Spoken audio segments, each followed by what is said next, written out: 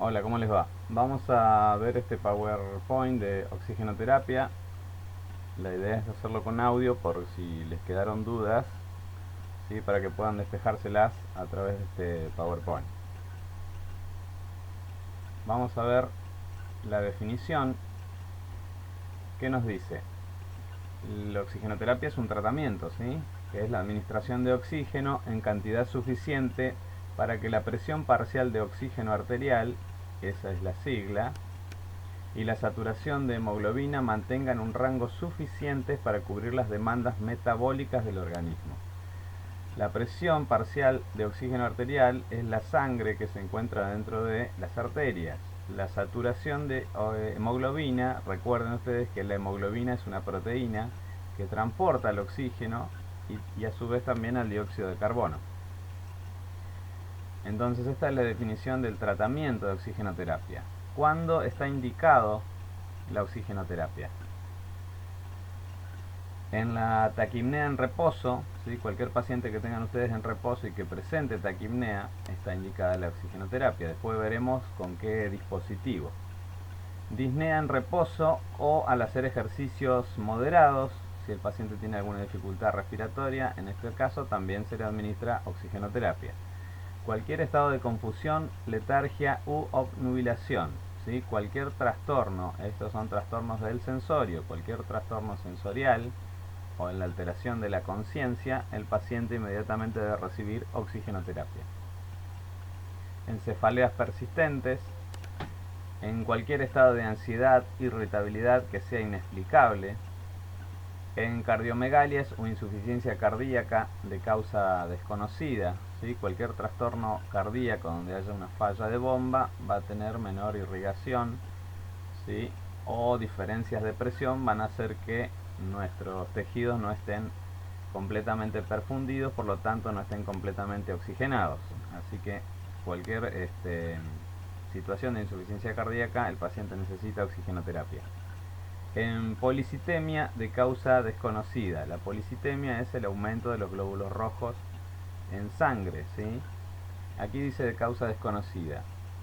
Eh, por ejemplo, les doy un caso, cuando nosotros necesitamos producir, porque estamos en la altura, mayor cantidad de glóbulos rojos, se produce una policitemia, así brevemente. Bueno, acá cuando la policitemia es de causa desconocida, se sospecha que puede ser por hipoxia, ¿sí? Hipoxia es la falta de oxígeno en los tejidos. Entonces se administra también oxigenoterapia. ¿Cuál es el objetivo de administrar la oxigenoterapia? Tratar la hipoxemia. La hipoxemia es la falta de oxígeno en sangre, ¿sí? Y evitar la hipoxia tisular, o sea, la falta de oxigenación en los tejidos. La disminución del trabajo pulmonar y la disminución del trabajo cardíaco. O sea, hay que poner en reposo y para que no se esfuerce el pulmón o los pulmones y el corazón, ¿sí? En caso de que la insuficiencia provenga de alguno de los dos aparatos. Bien, sigamos. Los principios. ¿Cuáles son los principios de la oxigenoterapia? Dice que el oxígeno es un medicamento, debe ser administrado según 5 principios fundamentales, ¿sí?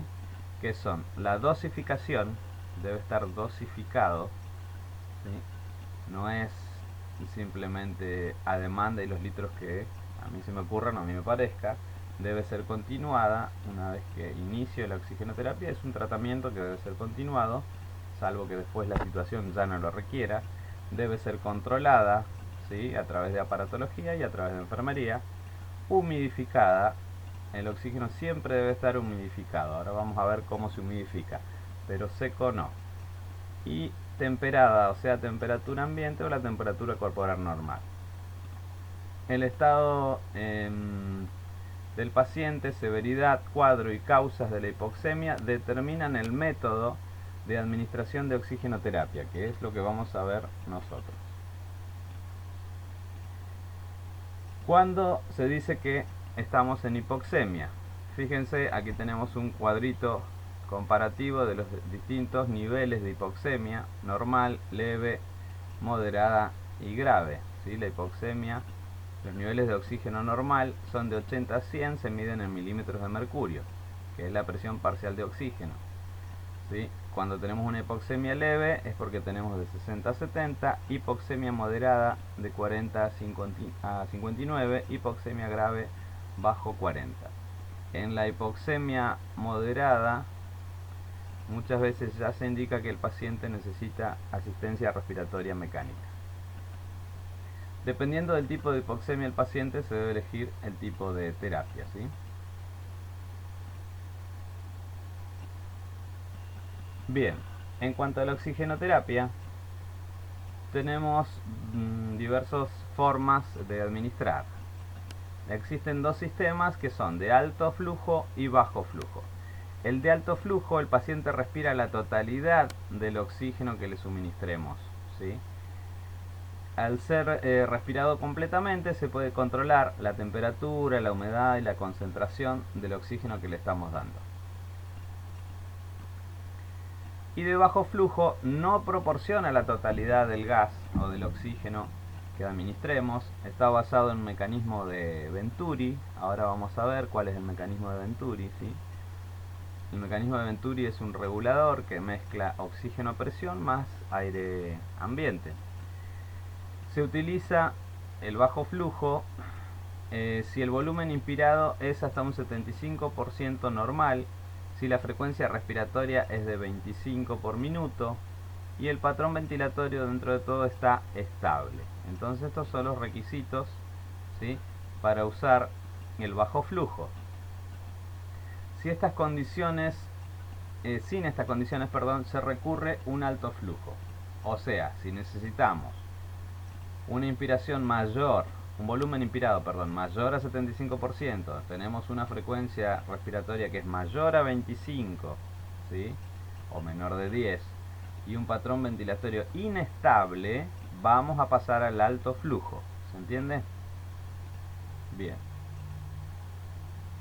Sigamos. Vamos a hablar primero de los sistemas de bajo flujo. ¿Cuáles son los sistemas de bajo flujo? ¿Cuáles son los dispositivos? La cánula nasal, que es la bigotera, la mascarilla simple, ¿sí?, que es la máscara de oxígeno simple, y la máscara con reservorio, que puede ser de reinhalación parcial o de no reinhalación, ¿sí?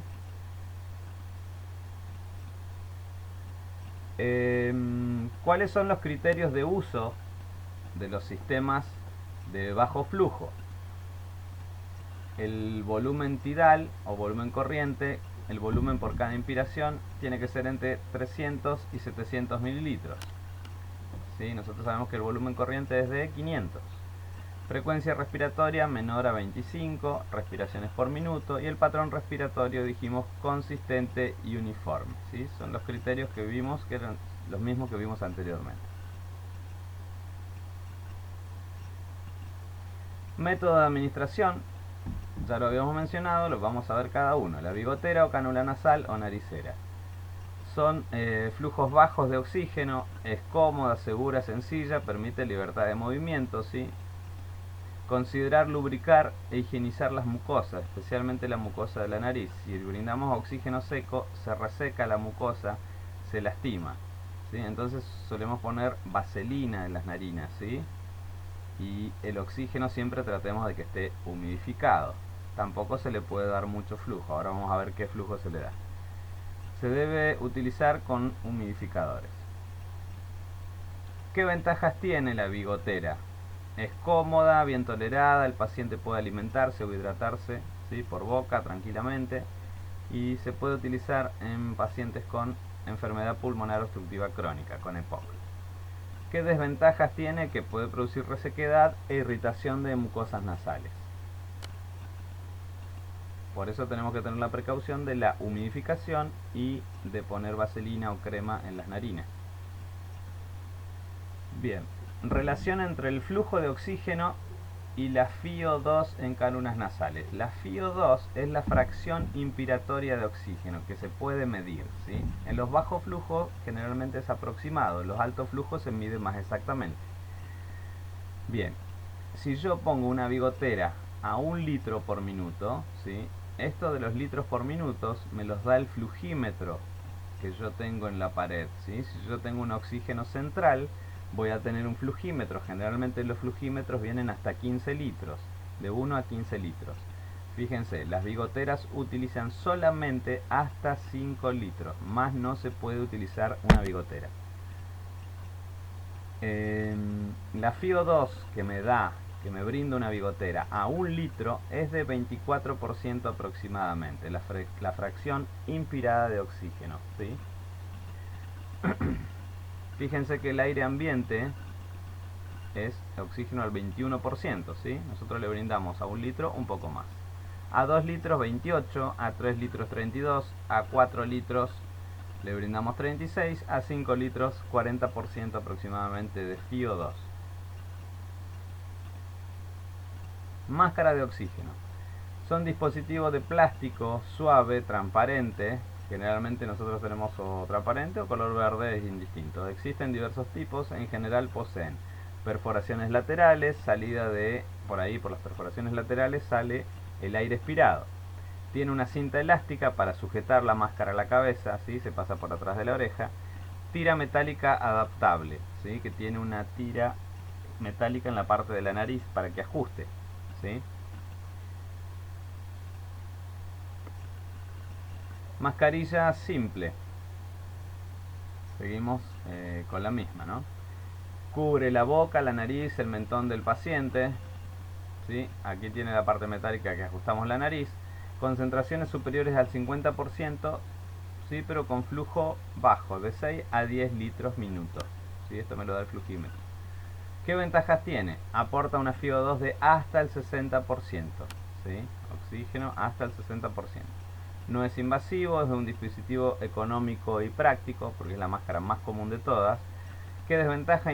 Interfiere en la expectoración y en la alimentación, ¿sí? Porque si el paciente necesita expectorar o alimentarse, hay que retirar la máscara, por lo tanto se interrumpe la oxigenoterapia. Se puede descolocar, sobre todo durante la noche. Si el paciente duerme con la máscara puesta, sin querer, al dar vuelta en la cama se la puede correr, ¿sí? Y para que surta efecto la oxigenoterapia debe estar bien colocada. ¿Qué ventajas tiene? Aporta una FiO2 de hasta 60, no es invasivo, es económico y práctico. Desventajas, las que mencionamos anteriormente. Bien. ¿Qué relación tiene? Vimos hace un ratito la relación de la cánula nasal. Ahora vamos a ver la relación que tiene en litros por minuto con la FiO2 que aporta, ¿sí? Si lo tenemos a 5 o 6 litros por minuto, aporta una FiO2 de 40, a 6 o 7 de 50 y de 7 a 8 litros 60%, que es el máximo que da. O sea que si ustedes ponen una máscara simple, ¿sí? Por más que le pongan 15 litros, les va a dar siempre el máximo de FiO2, que es de 60. Por eso se pone hasta 8 litros minuto nada más, una máscara simple, ¿sí? Por más que ustedes le aporten mayor flujo, no le va a dar más FiO2, ¿sí? Bien. Mascarilla con reservorio. Se parece a la máscara simple, nada más que tiene una bolsita donde reserva el oxígeno. Tenemos de reinhalación parcial y de no reinhalación, ¿sí?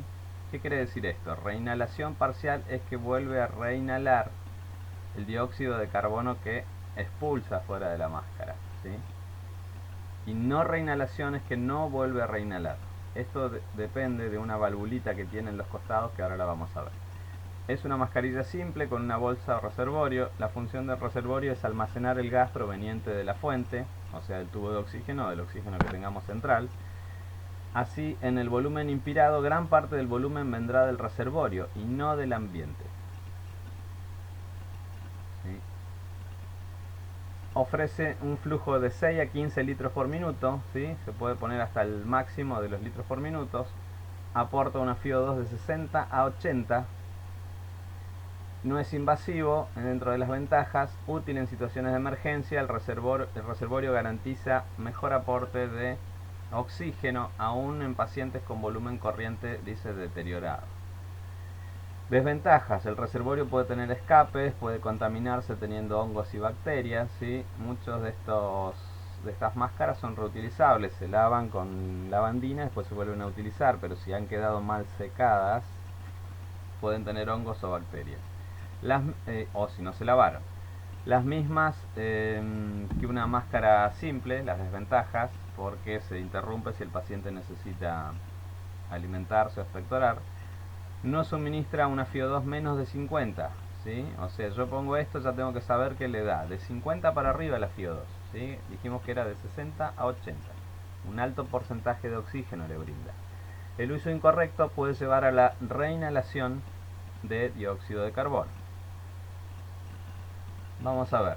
Mascarilla con reservorio de reinhalación parcial.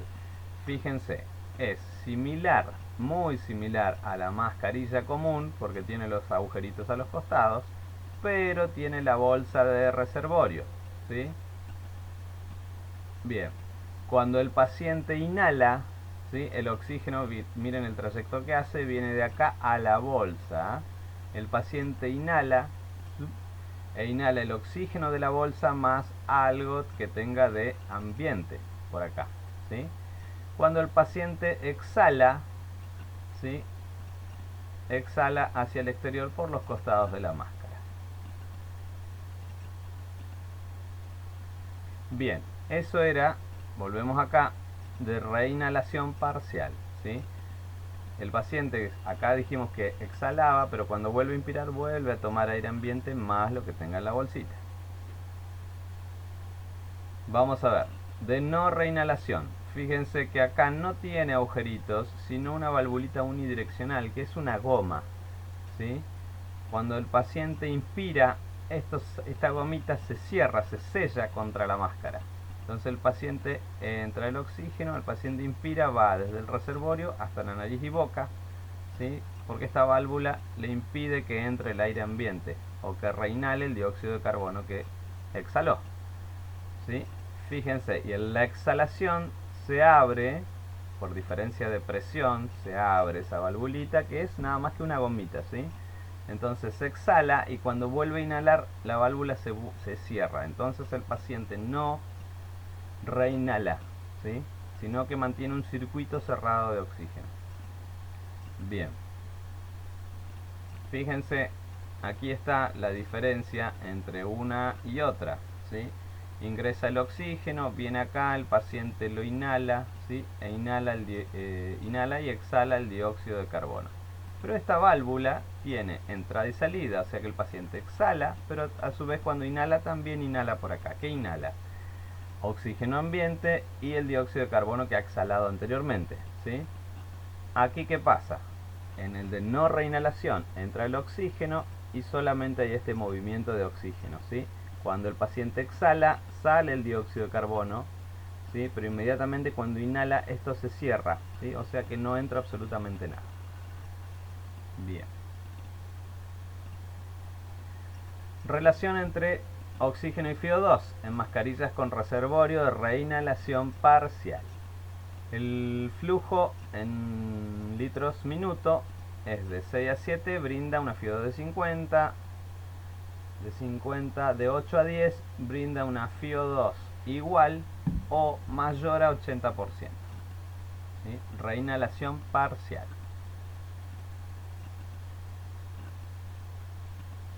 Y la de no reinhalación, ¿sí? No reinhalación parcial, que es la que tiene una válvula unidireccional, ofrece de 10 a 15 litros minuto, o sea el máximo, y una FiO2 que también es la máxima, entre 80 y 100.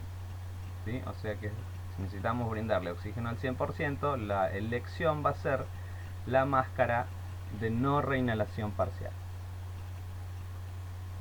con reservorio, ¿no? Bien. Vamos ahora a los sistemas de alto flujo, que son mascarilla Venturi y la tienda facial o el halo o el HUD. Mascarilla Venturi se basa en el principio de Venturi, que es mezcla de gases debido a diferencia de presión. ¿Por qué mezcla de gases? Porque nosotros brindamos a través de el oxígeno central o un tubo de oxígeno a presión, pero a su vez aquí tenemos una ventana que permite ¿sí? El ingreso del aire ambiente. Permite conocer la concentración de oxígeno inspirado dependiente del patrón ventilatorio, ¿sí? No importa si el patrón ventilatorio del paciente es 30, 40, 20, ¿sí? Pero yo sé el aporte de oxígeno inspirado porque lo regulo con la máscara, con la valvulita que vamos a ver ahora. Especialmente para insuficiencia respiratoria aguda grave. Dirige un chorro de oxígeno a alta presión a través de un extremo con aire ambiental entrando lateralmente en una porción fija. Fíjense, por aquí viene el chorro, pero acá tengo una ventanita. A través de esa ventanita yo la giro y regulo la FiO2 que le quiero dar al paciente, ¿sí? Aquí no se alcanza a ver ahora porque es pequeño el gráfico, pero yo voy regulando la ventanita con las diferentes medidas de FiO2 que yo quiero. Bien, esta es la máscara entonces de Venturi. Fíjense que no tiene reservorio, ¿sí? Este es el regulador. El halo son cilindros plásticos de diverso tamaño, se utiliza sobre la cabeza y cuello. La FiO2 constante en alta concentración de oxígeno se usa a 5-8 litros por minuto. En los recién nacidos se necesita un 80% de humedad. El halo no lleva tapa. ¿Qué desventajas tiene? Ahora vamos a ver bien el gráfico del halo para que nos quede más claro. Limita el movimiento, se condensa el halo, ¿sí? Por la humedad, o sea, se empaña, por eso hay que ventilar cada 2 horas. Variación de FiO2 cuando se hacen procedimientos en el paciente, ¿sí? Porque se mueve el halo. Y a largo plazo da sensación de calor y confinamiento o ahogo. Funciona como sistema de alto flujo si es conectado a un sistema Venturi, ¿sí? Con el regulador. Útil en pacientes que no toleran mascarilla facial o en caso de trauma facial, donde no se puede colocar una máscara sobre la cara. El riesgo de reinhalación de dióxido de carbono disminuye cuando la máscara se acopla a un sistema Venturi. Acá tenemos un ejemplo de cómo está utilizado, en este caso en un neonato. Bien, ahora pasamos a otros dispositivos, ¿sí? Que también es de alto flujo, que es el famoso Ambu, que es una marca comercial. En realidad el dispositivo se llama máscara válvula bolsa, ¿sí? La máscara válvula bolsa está indicada en pacientes con insuficiencia respiratoria aguda, pero conservan la capacidad de respirar espontáneamente, ¿sí? O pacientes con apnea completa o pacientes en paro cardiorrespiratorio, ¿sí? Cualquiera de las tres se utiliza. Todavía tiene la capacidad de respirar, ¿sí? Pero está en insuficiencia respiratoria, o apnea, que sería un paro respiratorio, o en paro cardiorrespiratorio. Este es el Ambu, la máscara válvula bolsa. Tiene una máscara siliconada para que se adapte, ¿sí? Y aireada, tiene aire adentro para que se adapte a la cara. Esta es una válvula unidireccional que permite el ingreso desde el reservorio al balón al paciente, pero no permite que reingrese, ¿sí? Por el que tiene la válvula unidireccional acá. Este es el balón, el cual se presiona para mandar el aire, el oxígeno que está guardado en este reservorio, ¿sí? Y por aquí está el oxígeno. Por aquí ingresamos con el oxígeno. Este es el Ambu. Intubación traqueal. Previo a la intubación traqueal estuvimos usando el Ambu, o sea, estuvimos ambuceando al paciente. Cuando se requiere la intubación, que se va a indicar en uno de los casos anteriores que vimos, ¿sí? En cualquiera de estos casos también está indicado la intubación. Las indicaciones son apnea, paro cardiorrespiratorio, obstrucción aguda de la vía aérea, ¿sí? Siempre y cuando no sea por un cuerpo extraño, porque primero en ese caso deberíamos sacar el cuerpo extraño, si no, no vamos a poder intubar. Necesidad de ventilación mecánica por insuficiencia respiratoria, incapacidad de eliminar de forma adecuada las secreciones bronquiales, necesidad de aislamiento de la vía aérea por pérdida de reflejos protectores con riesgo de broncoaspiración. Ejemplo, un caso de un traumatismo de cráneo importante, un accidente cerebrovascular, ¿sí? Bien. ¿Cuáles son los elementos que se utilizan en la intubación traqueal? El Ambu como primera medida, porque siempre hay que hiperventilar antes de la técnica esta, por lo menos 30 segundos de hiperventilación, ¿sí? Es una ventilación cada 3 segundos, ¿sí? A presión fuerte. Estos son los tubos que se utilizan, generalmente para adultos son medidas 7, 8, 9, ¿sí? De acuerdo al largo del cuello. Tenemos la tubuladura del oxígeno, tenemos el laringoscopio con distintas ramas, ¿sí? Depende también si el cuello es pequeño, es mediano o es grande. Se utiliza para adultos generalmente estas ramas curvas. Si ustedes ven ramas rectas, se utilizan en pediátrico las ramas rectas. Bien, tenemos los guantes, tela adhesiva, oxímetro, una jeringa. Esto es un obturador esofágico que no se utiliza mucho en la Argentina. Estetoscopio para verificar que una vez que está puesto el tubo, nosotros vamos a embucear sacando la máscara, pero vamos a verificar que se escuche el soplido en ambos campos pulmonares. Eso quiere decir que está ventilando bien. Aparte, apenas se inserta el tubo se pone húmedo, se vaporiza con el aire que quede en los pulmones, ¿sí? Con el residual. Esto que ven acá es para inflar el balón. Una vez que está puesto el tubo, se infla este balón, ¿sí? E impide que el tubo se salga, ¿sí? Bien, esto es parte de la técnica, ¿sí?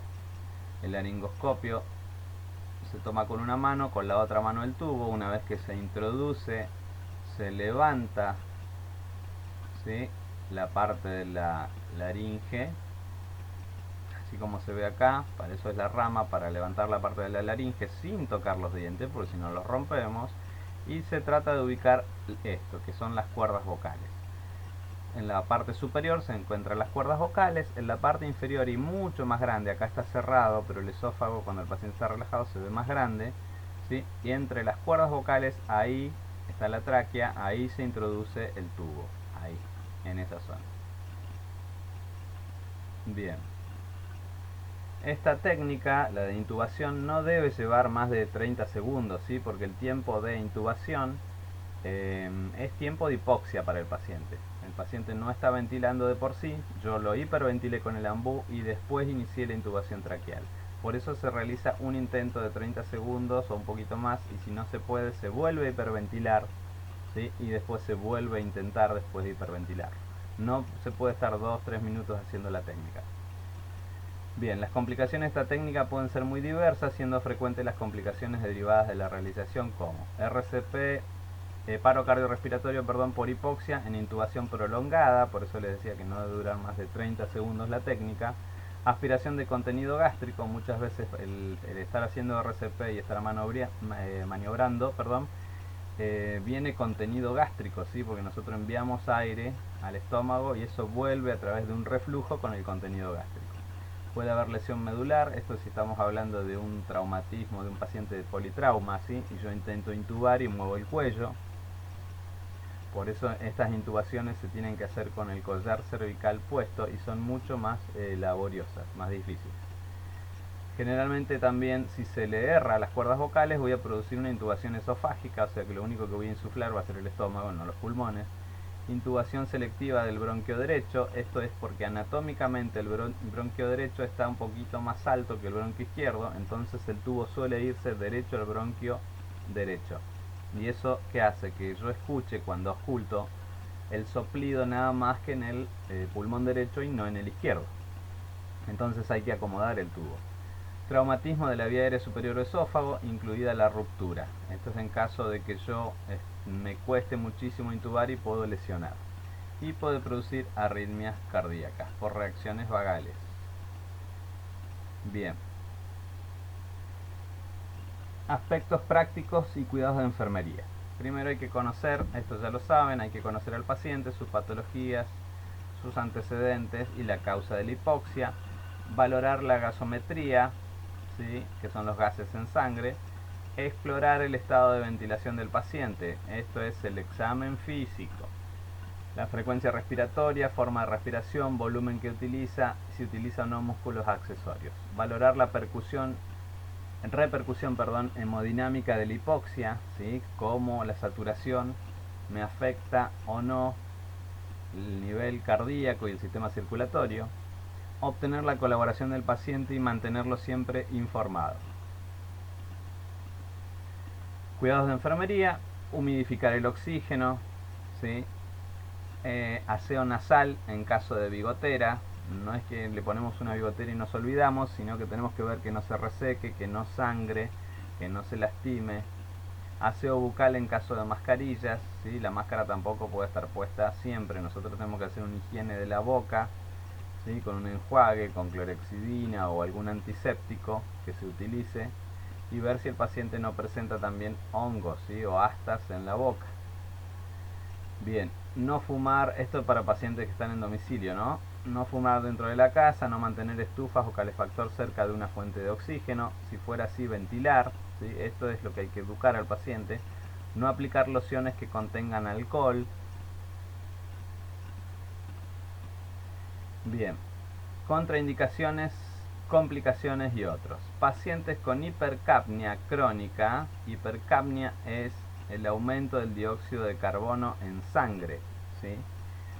Pueden presentar depresión ventilatoria si reciben concentraciones altas de oxígeno, ¿sí? ¿Por qué? Porque este paciente está acostumbrado a tener determinados niveles de dióxido de carbono en sangre. Por eso me dice que si reciben concentraciones altas de oxígeno,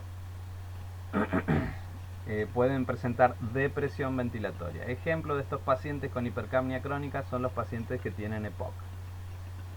Corregir la hipoxemia, dice entonces, con oxígeno en bajas saturaciones de oxígeno. Menos de 30% le tengo que brindar de oxígeno, ¿sí?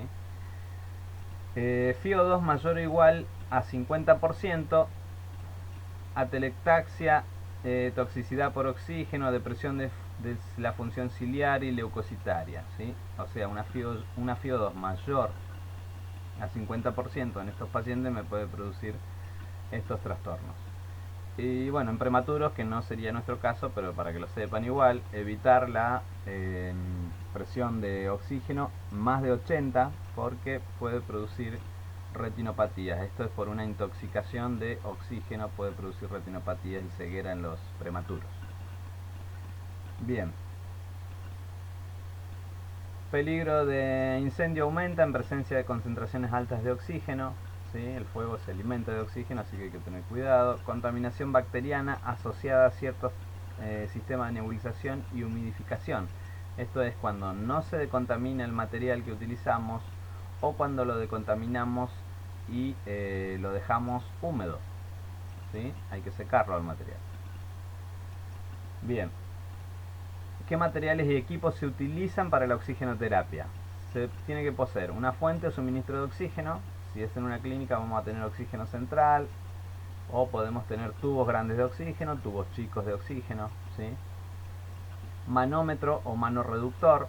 Esto es lo que me regula, primero lo que me dice cuánto hay en el tubo, y después también los manómetros manorreductor me regulan la salida de oxígeno del tubo. El flujímetro me indica el flujo que yo le quiero dar en litros por minuto, ¿sí? Y el humidificador, ¿sí?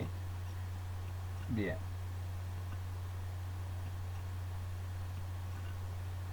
Fíjense, acá tenemos fuente de oxígeno, ya lo dije, red central o tubos. Manómetro se acopla siempre al tubo de oxígeno, mide la presión en el interior del cilindro, ¿sí? Fíjense, aquí tenemos el que me mide la presión dentro del cilindro, ¿sí? Y el manorreductor también se acopla al cilindro y regula la presión de salida, ¿sí? La presión de salida de oxígeno me lo regula el manorreductor.